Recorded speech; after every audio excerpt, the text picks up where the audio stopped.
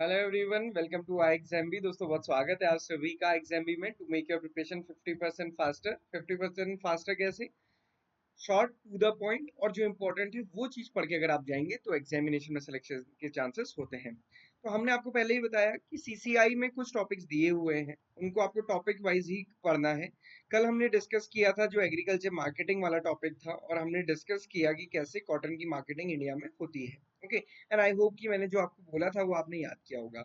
दूसरा important topic वहां पे मेंशन किया है वो है एग्रीकल्चर में फार्म पावर एंड मशीनरी। तो आज हम टॉपिक डिस्कस करने वाले हैं फार्म पावर एंड मशीनरी।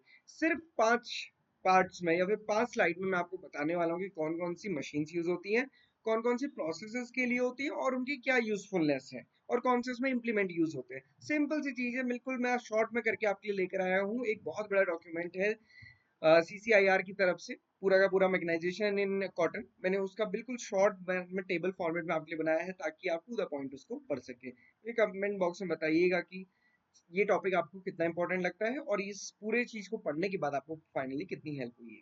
सबसे पहले देखते हैं लास्ट ईयर क्वेश्चन कैसे आए थे। तो सिंपल क्वेश्चन आया था, एफआईआरबी जो मेथड है, furrow irrigated raised bed method of irrigation, ये मोस्ट सूटेबल किसके लिए है?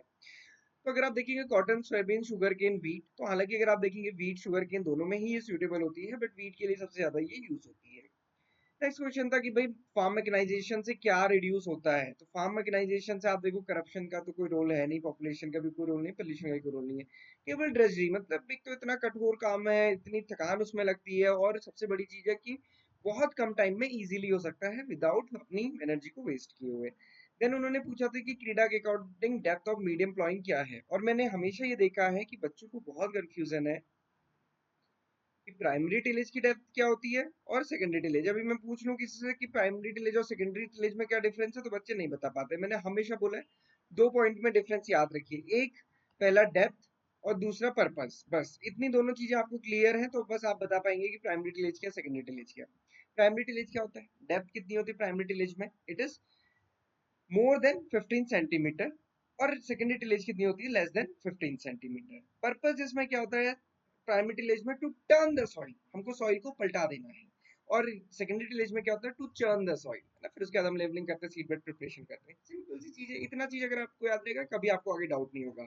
इसीलिए मैं हमेशा कहता हूँ कि वर्ड टू वर्ड चीजें क्लियर रखो, रटने की जरूरत नहीं पड़ती है। ओके, चलिए आगे बढ़ते हैं। कुछ क्वेश्चन इस टाइप से भी थे, मिनिमम टिलेज जहां पर primary tillage is completely avoided. Primary tillage avoided मतलब टर्निंग तो सॉइल की करनी ही नहीं है। और सेकेंडरी टिलेज में भी रिस्ट्रिक्टेड टू केवल सीड बेड प्रिपरेशन। तो अगेन चर्न भी नहीं करना है सॉइल को, simple simple seed bed preparation, उसको हम क्या बोलते हैं, zero tillage. Six stroke IC engine में, एसआई इंजन में, ये सारी चीजें इनको भी हम छोड़ रहे हैं क्योंकि यहाँ सारी चीजें मेंशन की ही है। आज हम टिलेज वाली और इंप्लीमेंट से रिलेटेड बात करेंगे तो उसको डिस्कस करते हैं।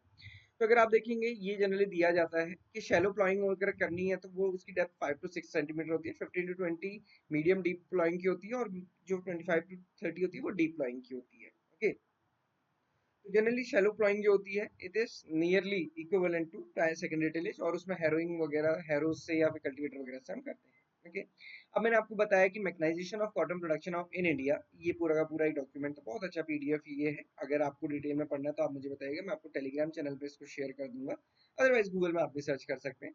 सीआईसीआर का ये टेक्निकल बुलेटिन है, इसके बेसिस पे मैंने ये बनाया है। आपको बहुत अच्छा लगने वाला है, और सबसे बड़ी बात ये बहुत इंपॉर्टेंट होने वाला है एग्जाम के लिए। सबसे पहले हम फील्ड प्रिपरेशन से रिलेटेड चीजें देखेंगे, फील्ड प्रिपरेशन या फिर हम बोल सकते हैं लैंड प्रिपरेशन। अब देखिए लैंड प्रिपरेशन मतलब कि जमीन थी, उसमें उससे पहले जो भी क्रॉप लगी थी, उसके बाद अब खाली जमीन है, उसको हमको कैसे प्रिपेयर करना है कि हम नेक्स्ट क्रॉप को उसमें, नेक्स्ट क्रॉप बनने की कॉटन को उसमें अच्छे से ग्रो कर सके और कॉटन भी अच्छे से ग्रो हो पाए। ओके, तो उसमें कौन कौन से ऑपरेशन होते हैं, अब आपको पता है कि सिंपल मेजर 3 ऑपरेशन है। एक तो सबसे पहले प्राइमरी टिलेज होगा जिससे हम टर्न करेंगे सॉइल को, और दूसरा सेकेंडरी टिलेज होगा जिससे हम चर्न करेंगे या जिससे हम पल्वराइज करेंगे। ये दोनों चीजें होती हैं। फिर होता है कि लैंड को हम लेवल कर देंगे और उसके बाद सीड की सोइंग करेंगे। तो बेसिकली बस यही 3 प्रोसेस है। अब आप कहेंगे सर जब 3 प्रोसेस थी तो 6 क्यों लिखी? तो देखिए प्राइमरी टिलेज जो होता है, प्राइमरी टिलेज में ही कभी कभी हमें जरूरत पड़ती है डीप प्लाइंग की। ओके, सो प्राइमरी टिलेज के अंदर ही डीप प्लाइंग आएगा। तो अगर अभी हमने देखा था कि अगर डेप्थ हमारी 15 सेंटीमीटर से ज्यादा है और 25 सेंटीमीटर तक है तो जनरली वो प्राइमरी टिलेज में आ जाता है। और फिर प्राइमरी टिलेज में ही डीप टिलेजेस आती हैं जहाँ पे 25 सेंटीमीटर से भी ऊपर टिलेज किया जाता है। इसमें हम क्या यूज करते हैं, प्लाव यूज करते हैं, चाहे एमबी प्लाव यूज करें, मोल्ड बोल्ड प्लाव। ध्यान से देखिएगा, प्लाव और हैरो में डिफरेंस होता है।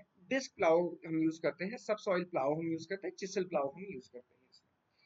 देन सेकेंडरी टिलेज अगर आप देखेंगे, सेकेंडरी टिलेज में क्या है, शैलो टू मीडियम, और यही यहाँ पे हम किससे करते हैं, कल्टीवेटर से, हैरो से, लेवलर से, रोलर से, और यही हैरोइंग भी है। ओके, तो harrowing is secondary tillage, primary tillage consist of deep deploying.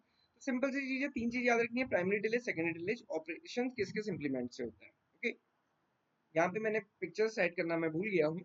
Next वाली जो हमारी कंसेप्चुअल वीडियो रहेगी, मैं उसमें आपको ये इसकी फोटोज दिखाऊंगा तो आपको, ताकि क्लियर हो जाए।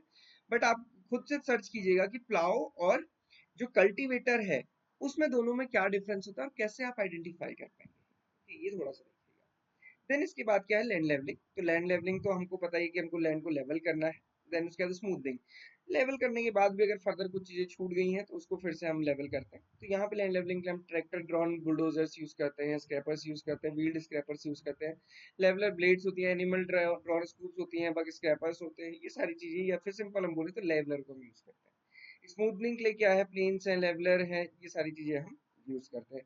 सिंपल आपने देखा होगा, मेजरली हम जो यूज करते हैं इन दोनों ही प्रोसेस के लिए प्लैंक्स यूज करते हैं ना, वुडन प्लैंक्स है या फिर आयरन प्लैंक है, वो हम जनरली यूज करते हैं। ओके, तो ये था फील्ड प्रिपरेशन, लैंड प्रिपरेशन से रिलेटेड। अब आ जाइए, फील्ड प्रिपेयर हो गया, अब क्या करेंगे, बीज उसमें बोएंगे। बीज बोने के लिए क्या है, सीड होना चाहिए, सीड तो बेसिक इनपुट है। सीड को कैसे कैसे बो सकते हैं, एक तो सीड ड्रिल से, दूसरा प्रिसीजन प्लांटर्स से होते हैं, देन तीसरा seed cum fertiliser drill and planters. यहाँ पे जनरली आप देखो सीड ड्रिल से ही क्या, सीड ड्रिल से ही किया जाता है, सीड को फ्लो किया जाता है continuously randomly in the furrow. Usefulness क्या है, एक प्रॉपर डिस्ट्रीब्यूशन रखता है, स्पेसिंग प्रॉपर होती है। इम्प्लीमेंट हम कौन से यूज करते हैं इसमें, vertical rotors with cell on edges, generally यही यूज किया जाता है। Gravity system with adjustable opening, rubber rollers, fluted rollers, यही जनरली यूज किया जाता है, सीड ड्रिल्स होता है। देन प्रिसीजन प्लांटर्स होते हैं, जब हमको seed to seed plant distance in row बहुत प्रिसाइज हम लेके चलते हैं, तो इसमें vertical rotors with cell use करते हैं, हॉरिजॉन्टल सीड प्लेट्स इसमें लगी होती हैं। Then seed cum fertiliser drill, तो नाम से ही पता चल रहा है कि एग्जिस्टिंग प्रोसेस जो ऊपर हमने दोनों प्रोसेस पढ़ी है, बस इसमें सीड के साथ हम फर्टिलाइजर भी डाल देंगे। तो ये दोनों में चीजों में डिफरेंस है। ओके, अब आते हैं, बीज हमने बो दिया, उसके बाद क्रॉप लग गई। क्रॉप लग गई, सबसे बड़ी प्रॉब्लम क्या होती है, उसमें वीड्स आना शुरू हो जाती है। वीड्स मतलब खरपतवार। तो उसके लिए, उसको खरपतवार को निकालने के लिए हम क्या करते हैं, बहुत सारी टाइप की वीडिंग प्रोसेस है। खरपतवार को निकालना भी बहुत जरूरी है, क्योंकि अदरवाइज ये कम्पीट करेंगे किससे, हमारी मेन क्रॉप से। तो हम इसको कैसे करते हैं, या तो मैनुअल वीडिंग करेंगे, खुद से हाथ से ही लगे हैं उखाड़ने के लिए, है ना, खुरपी है चाहिए, सिकल चाहिए, ब्लेड हैरो, इनसे हो जाएगा। मैकेनिकल वीडिंग है, एनिमल ड्रॉन या फिर ट्रैक्टर ड्रॉन इंप्लीमेंट हो सकता है, कि हमने स्पेसिंग वाइड रखी है तो बुलक ड्रॉन, ब्लेड हैरो हो सकता है, 3 टाइम कल्टीवेटर हो सकता है, शोवल टाइप हो या फिर ब्लेड हो, ये सारी चीज हो सकती है जिनसे हम वीडिंग कर सकते हैं। हाई क्लियरेंस वीडिंग, बहुत हाई क्लियरेंस चाहिए, थोड़ा सा स्क्रैप भी करते हुए हम चलते हैं उसमें। तो इसमें क्या होता है, स्पेसिंग हमको बहुत अच्छे से देखनी होती है। इंटरकल्चर ऑपरेशन से, इंटरकल्चर ऑपरेशन क्या होता है कि आपकी एक रो में क्रॉप लगी हुई है, उसके बाद में आप वहां पे कर रहे हैं, तो अगेन वो डिपेंड करता है कि कितनी आपको टिलेज चाहिए, डीप चाहिए, शैलो चाहिए, उसके बेसिस पे ऑपरेशन करते हैं। उसमें प्लॉइंग भी जाती है, रिज प्लॉइंग भी जाती है, सारी चीजें हो जाती हैं। इट डिपेंड्स कि कितना स्पेस वहां पे है।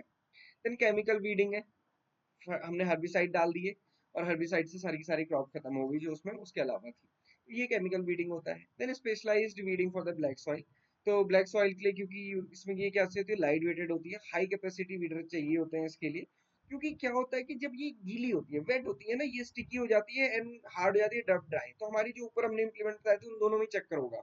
अब वेट है तो वो बहुत हार्ड है, इम्प्लीमेंट्स काम नहीं कर पा रहे हैं। बहुत वेट है, सॉरी पहले ड्राई है तो वो बहुत हार्ड हो जाती है, और बहुत वेट है तो फिर उसमें वो जो पूरा स्टिकी हो जाती है मड, किसमें, जो भी हम इम्प्लीमेंट यूज कर रहे हैं।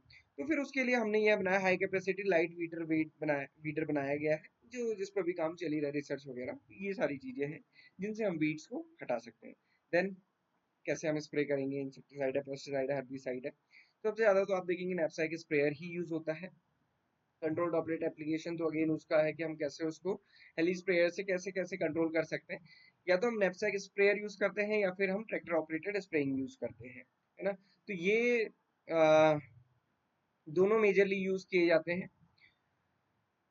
Sprayers with adjustable boom height, high field capacity, covers large area quickly. यहाँ पे क्या होता है, ये मैनुअल ज्यादा हो जाता है नैपसैक स्प्रेयर में। हालांकि अभी तो आप देखेंगे उसमें मोटर लगी होती है, बट ट्रैक्टर ऑपरेटेड एरिया से हम बहुत लार्ज एरिया में एक साथ कर सकते हैं।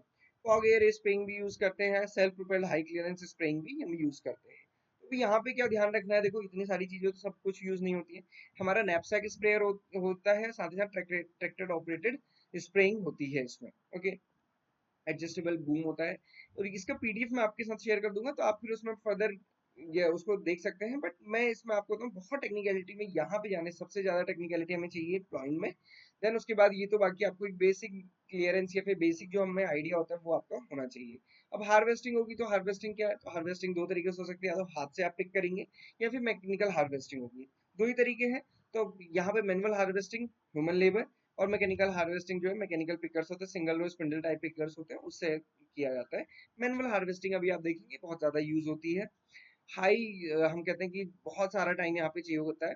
कॉस्ट इफेक्टिव है बट स्मॉल फार्मर के लिए labour intensive and time consuming है। अब ये लेबर रिक्वायरमेंट तो यहाँ पे कम हो सकती है, बट अगेन इसकी कॉस्ट ज्यादा आती है मैकेनिकल हार्वेस्टिंग की, तो अगेन डिफरेंट डिफरेंट फार्मर के लिए डिफरेंट डिफरेंट चीजें हो सकती हैं। तो ये थी सारी प्रोसेसेस जिनमें कि मैकेनाइजेशन या फिर हम कहते हैं farm power and machinery use होती है।